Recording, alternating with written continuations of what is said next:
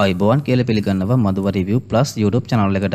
අද අපි ඔයාලා වෙනුවෙන් මේ අවුරුද්දේ තිරගත වුණ සුපිරි ඇක්ෂන් ෆිල්ම් එකක් තමයි අරගෙන ඇවිල්ලා තියෙන්නේ. තමන්ගේ රටේ සිද්ධ වෙන අසාධාරණ වලට එරෙහිව සටන් කරන පොලිස් නිලධාරියෙක් වටා ගෙතන මේ මූවි එක තමයි IMDb අගයේ 6.3ක් ලබාගත් ගේම් චේන්ජර් කියන සුපිරිම ෆිල්ම් එක. හිතා ගන්න බැරි අවසානයක් තියෙන මේ සුපිරිම ෆිල්ම් එකේ සම්පූර්ණම කතාව තමයි අද අපි ඔයාලා වෙනුවෙන් අරගෙන ඇවිල්ලා තියෙන්නේ. ෆිල්ම් එකට යන්න කලින් හැමදාමත් වගේ මතක් කරනවා ඔයා තාමත් අපේ මధుව රිවිව් ප්ලස් YouTube channel එක subscribe කරපු නැති කෙනෙක් නම් ඔන්න පාලින් subscribe button එක පේන්නම තියෙනවා. ඒක click කරගෙනම ඔයාට අපේ channel එකත් එක්ක එකතු වෙන්නත් පුළුවන්. හරිනම් තවත් වැඩි කතා බහන්න නැතුව අපි යමුද මේ සුපිරිම ෆිල්ම් එකේ මොකද්ද සිද්ධ වෙන්නේ කියලා බලන්න. ෆිල්ම් එක පටන් ගන්නකොටම අපිට පෙන්වන්නේ ඉන්දියාවේ ආන්ධ්‍ර ප්‍රදේශවල මහා ඇමති විදියට කටයුතු කරන සත්‍යමූර්ති කියන ඇමතිවරයා හීනයක් දැකලා අවදි වෙන විදිය. එයාට මේ වෙලාවේ හීනෙන් Taman දිවුරුන් දීපු පළවෙනි දවසේ වගේම තරුණ අම්මා කෙනෙක්ගේ සහ දරුවෙක්ගේ ඡායාවක් පේනවා. සංසුන් වෙලා නිදා ගන්න හැදුවත් අන්තිමේදී සත්‍යමූර්ති මේ දේ නිසාම සිහිය නැති වෙලා ඇදගෙන වැටෙනවා. මේක නිසාම සත්‍යමූර්තිව ළඟම හිටපු හිතවතුන් පුළුවන් තරම් ඉක්මනින්ම රෝහලට අරගෙන යනවා. මේ යන අතරමඟදී නගරයේ තියෙන පාලමක් කඩාගෙන වැටෙන නිසා වාහන සේරම බ්ලොක් වෙනවා. ඒක නිසා අන්තිමේදී සත්‍යමූර්තිගේ සේවකයෝ එයාව ට්‍රොලියක තියලා උස්සගෙන තමයි රෝහලට අරගෙන යන්නේ. මේ වෙලාවේ අවට ඉන්න හැමෝම කට්ටිය සත්‍යමූර්තිට බනින්න පටන් ගන්නවා. දේශපාලකයෝ නිසා මේ වගේ පාලමකුත් කඩාගෙන වැටිලා තියෙද්දි එයාලගේ ජීවිතේ බේර ගන්න නම් ඕනි තරම් කට්ටිය ඉන්නවා කියලා. ඉතින් Taman අසනීප වෙලා හිටියා සත්‍යමූර්තිට මේ මිනිස්සු බනින දේවල් හොඳට ඇහෙනවා. ඊළඟට අපිට පෙන්වන්නේ සත්‍යමූර්ති ICU එකේ පණ අදිමින් ඉන්න වෙලාවෙත් එයාගේ පුතාලා දෙන්න තමන්ගේ තාත්තගෙන් පස්සේ ඇමතිකම හම්බ වෙන්නේ කාටද කියලා රණ්ඩු කරමින් ඉන්න විදිහ. ඒත් මැරෙයි කියලා හිතපු සත්‍යමූර්තිට සිහිය ආව නිසා ඒ දෙන්නට තමන්ගේ රණ්ඩුව නවත්තන්න සිද්ධ වෙනවා. මේ සේරම දේවල් ඉවර වුණාට පස්සේ සත්‍යමූර්ති එයාගේ පක්ෂයේ පරණම සමාජිකයෙක් වන සබාට එයාගේ ළඟට එන්න කියලා එයා මෙච්චර කාලයක් කරපු හැම වැරද්දක්ම පාපොච්චාරණය කරන්න පටන් ගන්නවා. ඊළඟට අපිට පෙන්වන්නේ ඉන්දියාවේ උත්තර ප්‍රදේශවල සිද්ධ වෙන සිදුවීමක්. මීට කලින් IPS නිලධාරියෙක් විදියට සේවය කරපු රාම් මේ වෙලාවේ IAS නිලධාරියෙක් වෙලා. ඒ කියන්නේ දිස්ත්‍රික්කයේ කලෙක්ටර් කෙනෙක් වෙලා කෝච්චියේ ගෙදර යන ගමන් තමයි ඉන්නේ. ඒත් IPS නිලධාරියෙක් විදියට සේවය කරපු කාලේ රාම්ගේ මූලිකත්වයෙන් නතර කරලා දාපු වංචා දූෂණ මරකම් කරපු කල්ලියක් මේ වෙලාවේ ඒ කෝච්චියෙන් නතර කරලා රාම්ව මරලා දාන්නයි උත්සාහ කරන්නේ. හැබැයි ඒ කට්ටිය හැමෝටම හොඳටම පහර දෙන රාම් ඒ කට්ටිය කෝච්චි පාරේ තියලා බැඳලා එයාලගේ බොස්ට වීඩියෝ කෝල් එකක් අරගෙන කියනවා පුළුවන් තරම් ඉක්මනට ඇවිල්ලා ඒ කට්ටිය බේරගෙන යන්න කියලා. අන්තිමේදී බොස් එයාගේ හෙලිකොප්ටර් එකේ නැගලා පුළුවන් තරම් ඉක්මනින් එතනට එනවා. ආවට පස්සේ රාම් කරන්නේ බොස් ආපු හෙලිකොප්ටරේ නැගලා ගෙදර යන එක. ගෙදර ගියාට පස්සේ රාම්ගේ පවුල කට්ටිය රාම්ව ගොඩක් ආදරෙන් පිළිගන්නවා. හැබැයි මේ වෙනකොට රාම්ගේ අම්මගේ එකම බලාපොරොත්තුව තමයි රාම්ට කොහොම හරි කරලා කසාදයක් කරලා දෙන එක. හැබැයි රාම් නම් එක හෙලාම කියන්නේ එයාට ජීවිතේටම කසාද ඕනේ නැහැ කියලා. මේ අතර අපිට පෙන්වන්නේ සුව වෙලා ඉන්න සත්‍යමූර්ති ආණ්ඩු පක්ෂයේ බලයේ ඉන්න සේරම මැති ඇමතිවරු ගෙන්නලා අදින් පස්සේ කිසිම දූෂණයක් වංචාවක් වෙන්න බෑ කියලා තර්ජනය කරන විදිහ.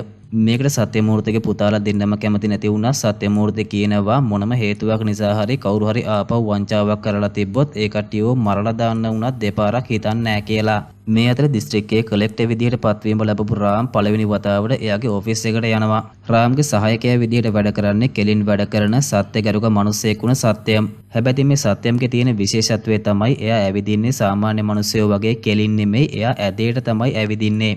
පළවෙනි දවසේම වැඩබාරගත්ත රාම් වහාම සේරම නිලධාරීන්ව රැස්වීමකට කැඳවනවා. ඊට පස්සේ නිලධාරීන්ට කියනවා මේ දිස්ත්‍රික්කයේ තියෙන ලොකුම ප්‍රශ්න ටික මොනවද? ඒ ප්‍රශ්නවලට හේතු මොනවද කියලා පුළුවන් තරම් ඉක්මනට වාර්තා කරන්න කියලා. මේ අතර කවදා හරි දවසක තාත්තගේ ඇමතිකම ගන්න සිහින දකින සත්‍යමූර්තිගේ පොඩි පුතා මෝපිදේව් එයාගේ නීති විරෝධී වැඩ කරන කට්ටිය හම්බ වෙලා දවල් කාලේ ඒ දේවල් නවත්තලා රැයට කරන්න කියලා උපදෙස් දෙනවා. ඒ වගේම සත්‍යමූර්තිට දැනෙන්න කිසිම දෙයක් කරන්න එපා කියලා එයා කියනවා. ඒත් එක්කම ওই කට්ටියට මතකයිනේ රාම්යාගේ නිලධාරීන්ට නියෝග කරා මේ පළාතේ තියෙන ප්‍රශ්න වගේම ඒවට හේතුත් වාර්තා කරන්න කියලා. ඉතින් ඒ අනුව මේ වාර්තාවල සඳහන් වෙලා තියෙන නම් සේරම තියෙන කට්ටිය කාර්යාලයට ගෙන්නනවා. ආවට පස්සේ රාම් මේ කට්ටියට උපදෙස් දෙනවා සාමාන්‍ය ජනතාව ගැන හිතලා ওই කට්ටිය කරන නරක වැඩ සේරම නවත්තන්න කියලා. ඒත් ඉතින් මේ කට්ටිය ඒ කිසිම දෙයක් අහන්න නැති නිසා රාම් මේ කට්ටිය බස් එකකට දාගෙන ඒ එක එක්කෙනාගේ බිස්නස් තියෙන තැන්වලට යනවා.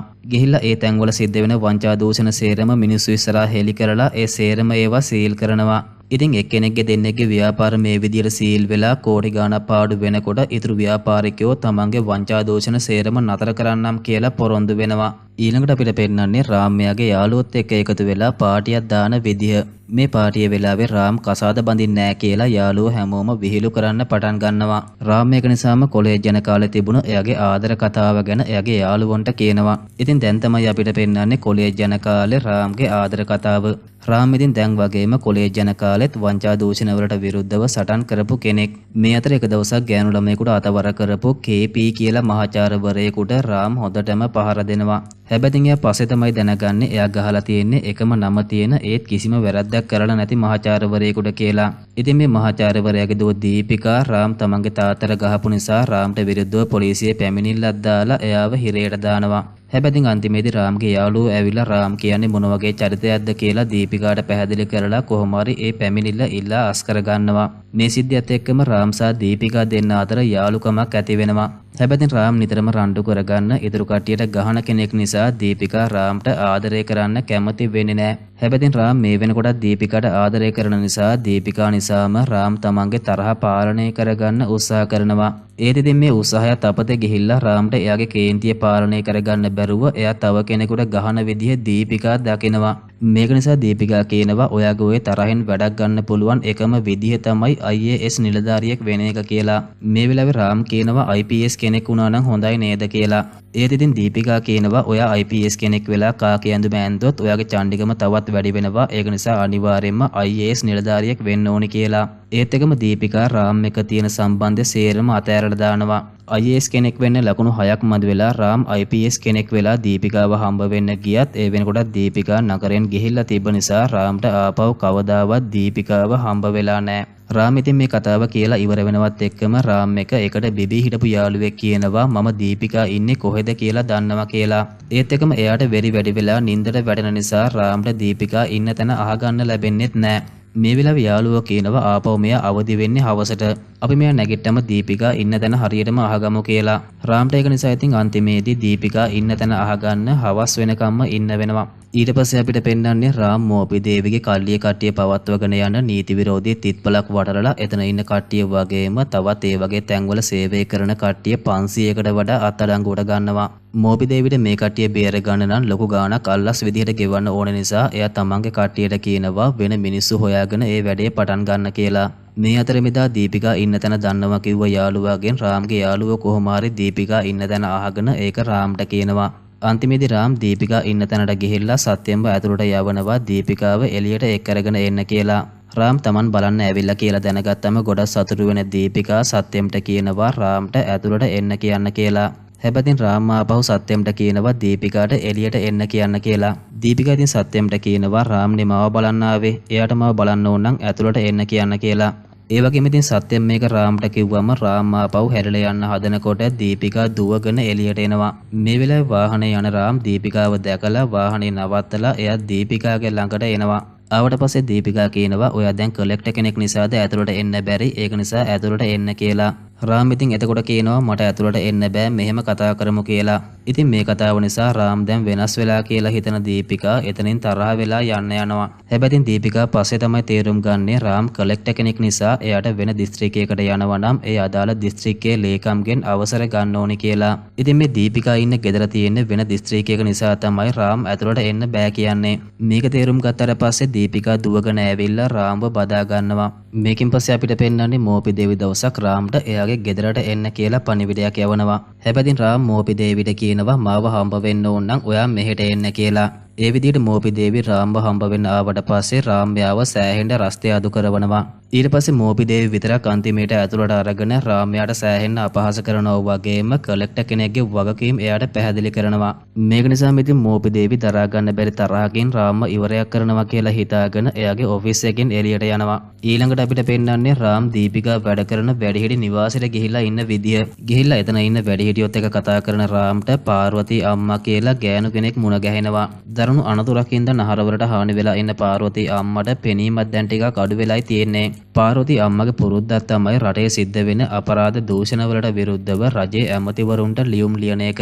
ඒත් එයාගේ එක ලියුමකටවත් මේ වෙනකන් කිසිම ඇමති කෙනෙක් ප්‍රතිචාර දක්වලා නැහැ. මේක ඇහුවට පස්සේ රාම් කියනවා හෙට වයිසෑග් වල තියෙන උත්සවයකට සත්‍යමූර්ති ඇමතිතුමා එනවා. ඕනනම් අපි එතෙන්ට ගිහිල්ලා එයාව හම්බ වෙලා මේ ලියුම් ටික බාර දෙමු කියලා. ඉතින් පාර්වතී අම්මත් ඒ අදහසට කැමති වෙනවා. ඒ අනුව පහවදා පාර්වතී අම්මා සත්‍යමූර්ති සහභාගී වෙන රැස්වීමට ගියාම පාර්වතී අම්මව දකින සත්‍යමූර්ති හොඳටම බය වෙනවා. ඉතින් ඔය කටියට මතක ඇති ෆිල්ම් එක පටන් ගද්දිම සත්‍යමූර්ති ගෑනු කෙනෙක්වයි පුංචි ළමයෙකුයි දැකලා හොඳටම බය වුණා. මෙන්න මේ වෙලාවේ සත්‍යමූර්තිට පාර්වතී අම්මව ඒ හීනෙන් දැකපු ගෑනු කෙනා වගේම පේන්න ගන්නවා. මේ වෙලාවේ කෙලිම වේදිකාවට එන පාර්වතී අම්මා සත්‍යමූර්තිගේ පුතාලා දෙන්න කරන වංචා දූෂණ ගැන හෙළි කරනවා. මේ වෙලාවේ ඉතින් මෝපි දේවිට තරහා ගිහිල්ලා පාර්වතී අම්මව තල්ලු කරලා දාන්න හදනකොටම රාම්යාව අල්ලගෙන මෝපි දේවිට පහර දෙනවා. මේ වෙලාවේ සත්‍යමූර්ති රාම්ගේ පැත්ත අරගෙන මෝපි දේවිට කියනවා සිද්ධ වුණ දේට සමාව ගන්න කියලා. ඒත් එකම සත්‍යමූර්තිත් පාර්වතී අම්මගෙන් සමාව ඉල්ලනකොට පාර්වතී අම්මා කියනවා උඹ සමාව ඉල්ලන්නවත් සුදුසු නෑ කියලා. ඒ කහනවත් එක්කම ආපහු අතීතයේ මතක් වෙන සත්‍යමූර්තිට පපුවේ අමාරුවක් හැදිලා ඇදගෙන වැටෙනවා. ඒක නිසා ඉතින් සත්‍යමූර්තිව ආපහු රෝහල් ගත කරනවා. මේ වෙලාවේ මෝපි දේවි රෝහලේ ඉන්න තාත්තට හොඳටම බනිනවා ඇයි මට සමාව ගන්න සැලැස්සුවේ කියලා. අන්තිමේදී ඉතින් මේක නිසාම සත්‍යමූර්ති එතනම ඉන්න සභාවට කියනවා රාම්ගේ වැඩ තහනම් කරන්න කියලා නියෝගයක් යවන්න කියලා. අන්තිමේදී රාම් තමන්ට එන ඊමේල් එකෙන් දැනගන්නවා ඇමතිතුමාගේ අනින් තමන්ගේ වැඩ තහනම් වෙලයි තියෙන්නේ කියලා. මේ දේ නිසාම රාම් ගොඩක් දුකින් ඉන්නකොට එතෙන්ට එන දීපිකා ඔයා හොඳට වැඩ කරපු කෙනෙක් නිසා ඉස්සරහට හොඳ දෙයක් වෙයි කියලා එයා රාම්ගේ හිත හදනවා. ඒ වගේම මේ හම්බ වෙලා තියෙන නිවාඩුවේදී අපි දෙන්නගේ කසාදය කරමු කියලා දීපිකා යෝජනා කරනවා. මේ අතර අපිට පෙන්වන්නේ තමන්ගේ තාත්තා ගැන තරහින් ඉන්න වගේම ඇමතිකම අරගන්න කෑදරකමින් ඉන්න මෝපි දේවි කවුරුත් නැති වෙලාවේ සත්‍යමූර්ති ඉන්න රෝහල් කාමරයට ගිහිල්ලා සත්‍යමූර්තිව මරලා දානවා. සත්‍යමූර්ති නැති වුණා කියලා දැනගත්තට පස්සේ එතෙන්ට එන සත්‍යමූර්තිගේ ලොකු පුතා මණී මුලින්ම ඒ ඇමතිකම ඉල්ලුවත් තාත්තව මරලා දැම්මේ මෝපි දේවි කියලා දැනගත්තට පස්සේ එයා ඒ ඇමතිකම මෝපි දේවිට දෙන්න කැමති වෙනවා.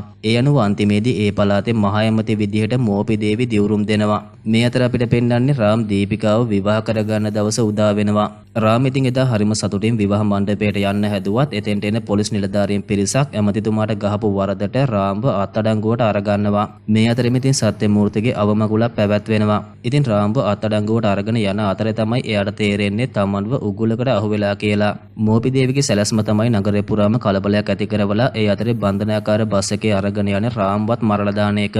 ටික දුරක් මේ විදිහට බන්ධනාකාර බස් එකේ රාම්ව අරගෙන ගියාට පස්සේ එක පොලිස් නිලධාරියෙක් රාම්ව එළියට අරගෙන එයාගේ අතට දංවැලක් දාලා ඒ බන්ධනාගාර බස් එකේම ගැට ගන්නවා. ඊට පස්සේ පොලිස් නිලධාරීන් වගේම මැර කණ්ඩායමක් එකතු වෙලා රාම්ට පහර දීලා මරලා දාන්න තමයි සූදානම් වෙන්නේ. රාම් ඉතින් මේ වෙලාවේ එයාට තියෙන එක අතෙන් හැමෝගෙමත් එක්ක ෆයිට් කරලා එයාගේ ජීවිතේ බේර ගන්න උත්සාහ කරනවා. මේ අතර තමයි සත්‍යමූර්තිගේ අවමගුල වෙලාවේ එයා රෝහලේ ඉඳන් කරපු අවසන් කතාව සජීවීව විකාශනය වෙන්න පටන් ගන්නෙ. මේ කතාවේ සත්‍යමූර්ති කියනවා මගේ දරුවෝ දෙන්න නෙවෙයි මගෙන් පස්සේ මේ පළාතේ මහ ඇමති වෙන්නේ මං වැඩ තහනම් කරපු කලෙක්ටර් රාම් කියලා. ඒත් එක්කම මෙච්චර වෙලා රාම්ට විරුද්ධව හිටපු පොලිස් නිලධාරීන් සියලුම දෙනාම රාම්ට සැලුට් කරලා එයාලගේ මහ ඇමතිතුමා විදියට පිළිගන්නවා. ඒ වගේම සත්‍යමූර්ති කියනවා මගේ අවසන් කටයුතු පවා සිද්ධ වෙන්න ඕනේ රාම්ගේ අතින් කියලා. ඒ අනුව රාම් අන්තිමේදී සත්‍යමූර්තිගේ අවමගුලට සහභාගී වෙලා එයාගේ අවසන් චාරිත්‍ර ඉෂ්ට කරනවා. ඒත් එක්කම සත්‍යමූර්තිගේ ළඟම හිටපු සභා රාම් එක්ක අතීත කතාවක් කියන්න පටන් ගන්නවා. ඒත් එක්කම අපිට මීට අවුරුදු ගානකට කලින් සිද්ධ වුණ එක්තරා අතීත සිදුවීමක් පෙන්නනවා.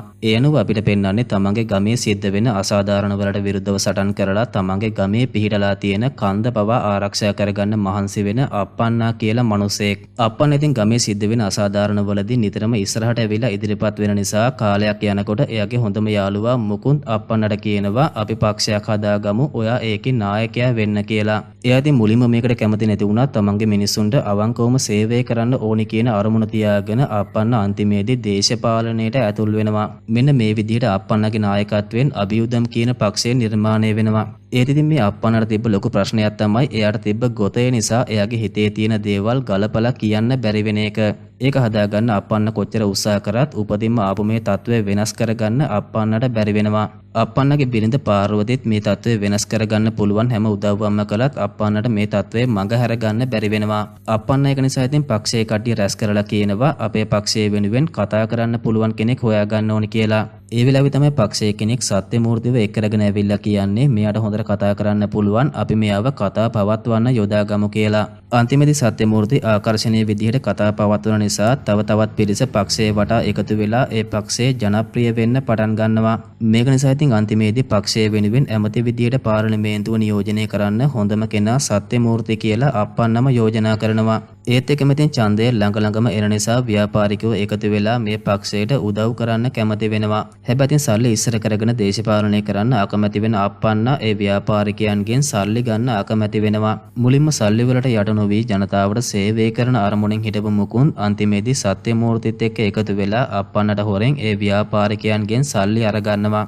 ඉතින් අප්පන්න මේ දේ දැනගත්තට පස්සේ වහාම මාධ්‍ය හමුවක් ඇඳවලා එයාලගේ පක්ෂයේ තහනම් කරන්න තීරණය කරනවා. ඉතින් මුකුන්ද් වගේම සත්‍යමූර්ති දෙන්න මේ දේ දැනගත්තට පස්සේ තීරණය කරනවා අප්පන්නව මරලා දාන එක තමයි මේ වෙලාවේ කරන්න තියෙන හොඳම දේ කියලා. මේක නිසාම මුකුන්ද් වගේම සත්‍යමූර්ති දෙන්න අප්පන්නව මරලා දානවා පාර්වතී හැංගිලා බලාගෙන ඉන්නවා. ඒ වගේම ඉතින් මේ හැමදේම මුකුන්ද් දන්න නිසා සත්‍යමූර්ති මුකුන්ද්වත් මරලා දාලා අන්තිමේදී ඒ පළාතේ මහා ඇමති විදිහට පත් වෙනවා. ඒ වගේම ඉතින් සත්‍යමූර්ති තමන් කරපු දේ ගැන කාටවත් සැකයක් නොහිතෙන්න එයා මුකුන්ද්ගේ දරුවෝ දෙන්න හදා ගන්න අරගන්නවා. ඉතින් සභාමය කියන කතාව අහගෙන ඉන්න රාම් හොඳටම ෂොක් වෙනවා. ඒ වගේම ඉතින් මේ වෙලාවේ තමයි අපිට පෙන්නන්නේ අප්පන්නගේ බිරිඳ. ඒ කියන්නේ රාම්ගේ ඇත්තම අම්මා වෙන කවුරුත් නෙමෙයි පාර්වතී අම්මා කියන එක.